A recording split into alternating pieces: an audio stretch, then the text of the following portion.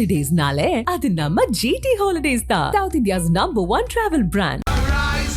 Ariza shirts and trousers. இந்த festival சீசனை உங்க ஜெயச்சந்திரன் டெக்ஸ்டைல்ஸோட கொண்டாடுங்க.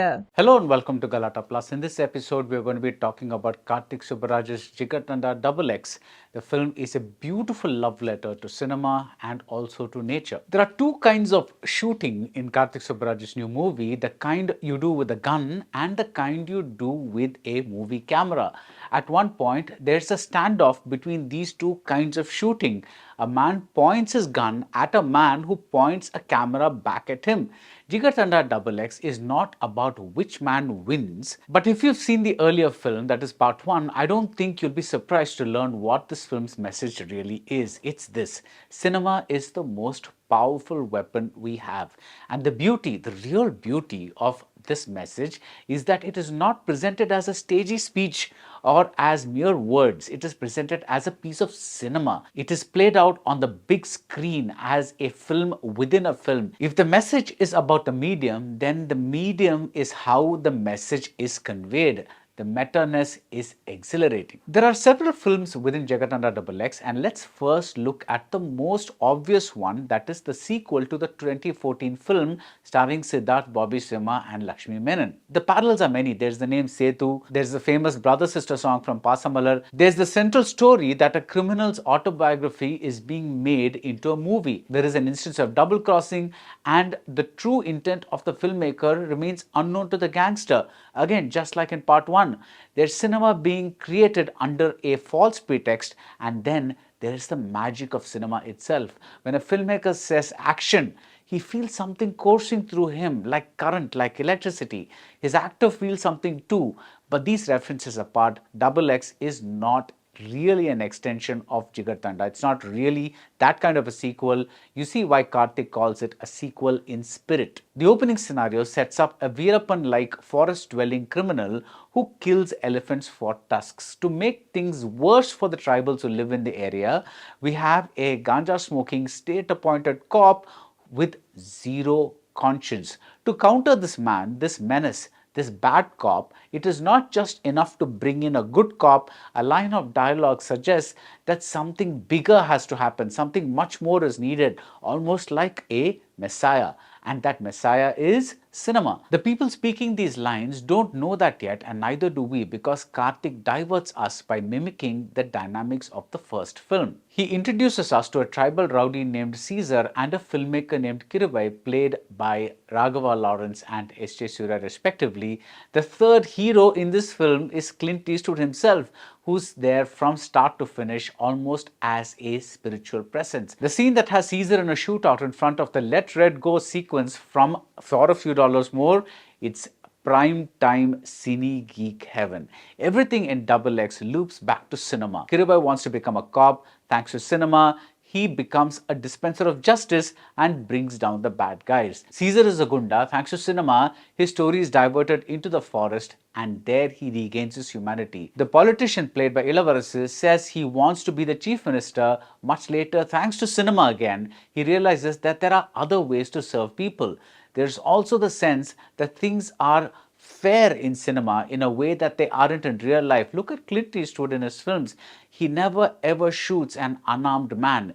Even the echo of a scene from part 1 where a man is burnt alive has to do with cinema. Here, a man is burnt alive due to celluloid reels, and they are put on him and he's set on fire. There are fun and games. There is a bit about a veena that made me laugh out really loud, as did a mispronunciation of Pan India as Pandya. And I love the MacGuffin. We are made to think that this is about the creation of a dark-skinned hero, and given Karthik's Rajinikanth fandom, I really thought it would be a veiled kind of story about Rajinikanth. But that's not it. That is not the story at all. That's where the story begins, sure, but that is not where it ends. The ending is again about cinema. It is about a real-life reading man becoming a real-life hero. But this is not a fun and games movie. It is far more serious in tone than its predecessor, and it is Karthik's most political movie to date. You could point to Mercury and say that that film too was about an issue, but there the issue was folded into a larger genre story. Here the issue is right out in front, and this is one of the rare times I have seen a message movie work in Tamil cinema. On the surface, we have seen many Tamil films speak out about issues and against the government, but not in this way, not with so much love for cinema and not with so much craft. Karthik has always been a dynamic filmmaker, but here with his fantastic cinematographer Tirunavukarasu, he creates deep frames filled with life. There's always something happening in some corner, and Shafiq Muhammad Ali's editing sweeps us from frame to frame without the dynamism being lost. We seem to be in constant motion. Then of course we have Santosh Narayanan's score, which takes its cues from spaghetti westerns, but something as visually and as dynamically flamboyant as this film, you cannot even imagine it without the whistling and the trumpets and the cheeky little harmonica. What could have been better? Shine Tom Chacko is a star with political ambitions. Nimisha Sajayan is Caesar's wife. They don't get much to do. A plot point about an epileptic fit is woven in very cleverly in terms of how it comes back into the story, but the person who is actually experiencing this condition, he never experiences it again, and I wondered why. After the film is over, you see the big picture of the narrative, but while watching it, I kept fidgeting a bit, wondering where it was going. Of course, that ultimately is part of the film's charm, but maybe these diversions could have been smoothed over a little better. But these are small complaints in the face of this massive achievement, which is also an ode to nature, to the tribal way of life.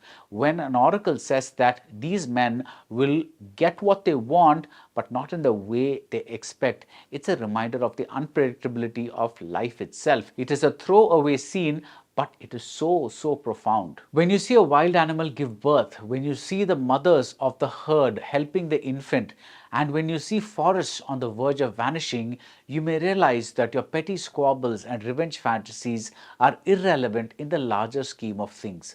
Karthik has rarely been so deeply emotional in his cinema, and his leading men have rarely been better. SJsuryah keeps finding new ways to exploit the innate actorliness in him, and here we get a poignant shade of the actor. As for RaghavaLawrence, I can't say I've ever seen him act in any movie, but he's wonderful here. You cannot imagine another performer in this place. DoubleX ends with the promise of a sequel, but whatever the plot point of that film is, I'm sure it will continue the tradition of showcasing its creator's love for cinema and for art. And that's it about JigarthandaDoubleX. If you like this video review, do subscribe to Galatta Plus and see you soon at the movies. Holidays nale adu namma GT Holidays da, South India's #1 travel brand.